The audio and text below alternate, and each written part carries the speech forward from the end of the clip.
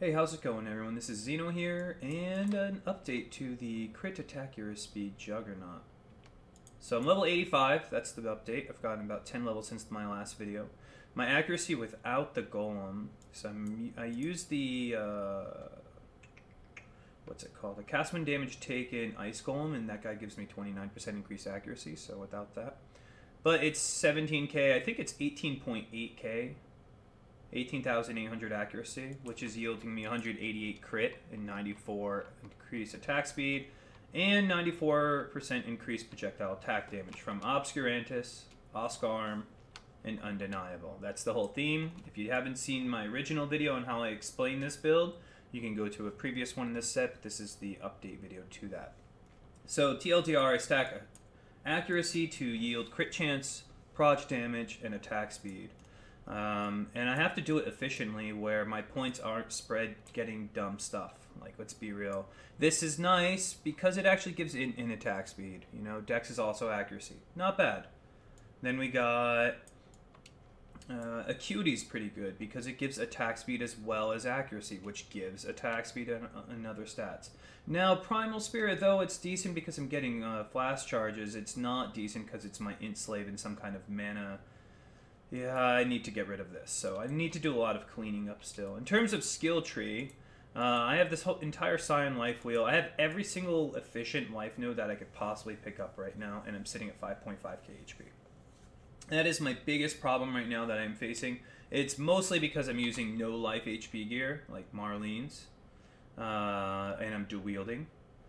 This is only a 60 flat life roll. This could be a 100 flat life roll. This is only 70. My jewels are still like, because they're good resistance and crit multi, they're like mediocre life, so I need to upgrade this stuff. I need to. Oskarm only has up to 50 life, so like between this guy and this guy, that's like half of a roll. You can get like what, 150 plus life on a decent helmet. Like on just an HP slave helmet, you know, Combs Roots, you can always talk about stuff like that. Dual wielding takes away a shield. So Marylene's doesn't have any. And I do have a +1 curse, so I am rocking +1 curse Marylene's now. I should show you that. I've been trying to corrupt Oskarm to get temporal chains on hit or vulnerability I'll start with. But I got a +1 socketed gem and then a couple bricks.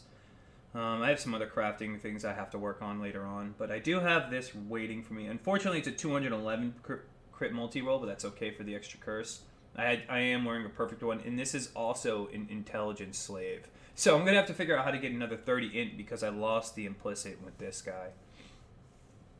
I'm currently running T7 maps in 6, 7 at 85. I'm just kind of like chilling, working my way up. Let's show a quick map. I still don't have Taste of Hate. I do have my Warding Quicksilver, my Warding Quartz that needs to be a better version. And I'm running a Diamond of Antifreeze, which kind of defeats the purpose because I'm a Juggernaut. So I have to reroll that. It has a really nice charge recovery roll. That's the reason I kept it. Arid Lake. You know, Arid Lake's boss is pretty good. Could wreck me, but you never know. What's going on? Nope, la la la la. I'm also live streaming this. I live stream almost everything that I do. YouTubing is just something I do when I have the time, and I enjoy doing it from time to time.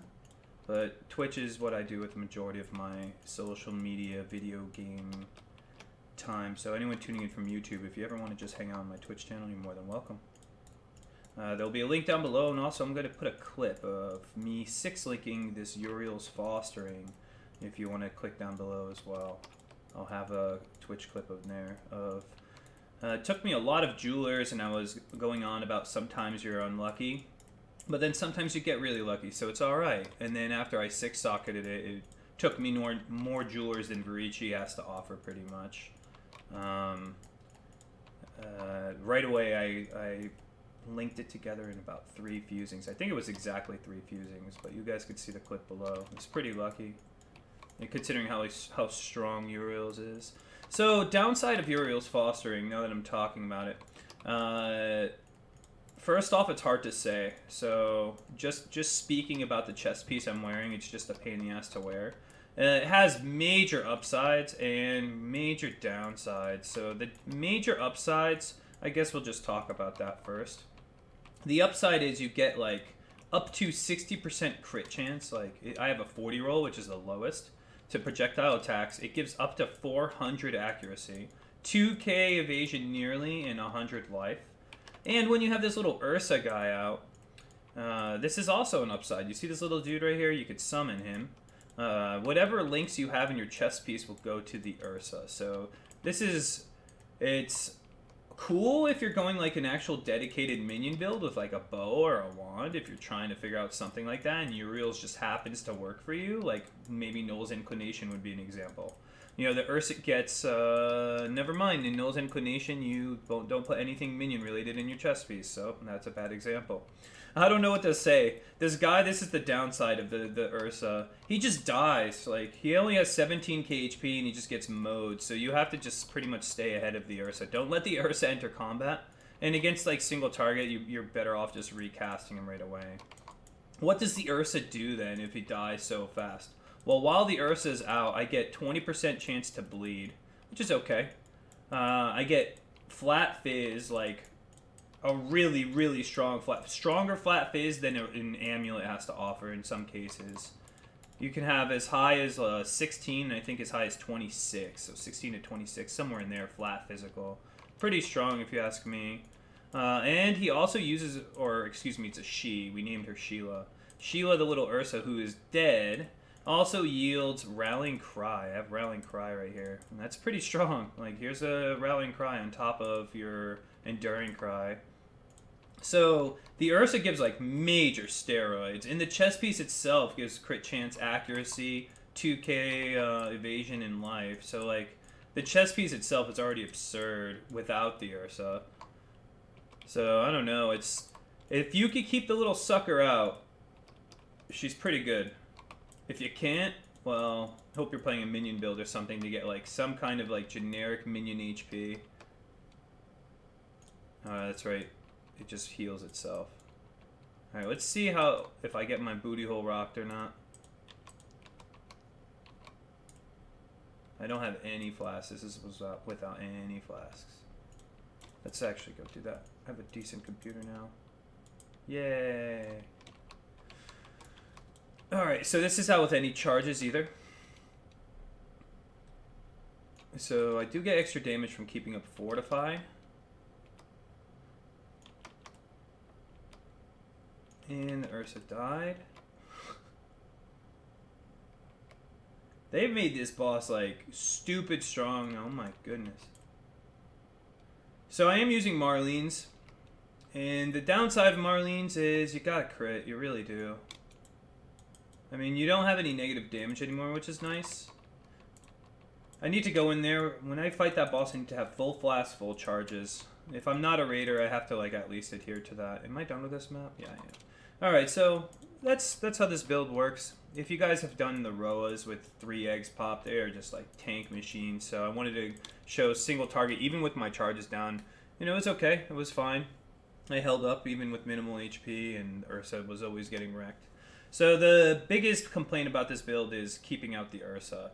The best thing about this build is probably keeping out the Ursa. Like, you get so much raw damage that really gets scaled by all this accuracy and crit chance meme.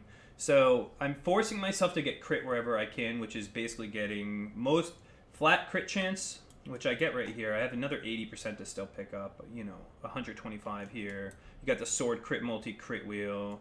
And so any type of just generic crit multi is insane. Crit multi is the highest scaling stat.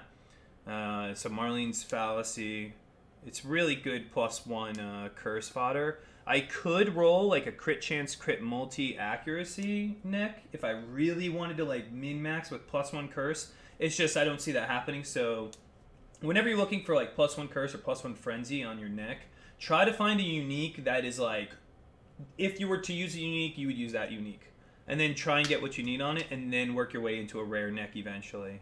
That's just like absolute min-max, and it takes a very long time. I just wish this had life. At least it has accuracy.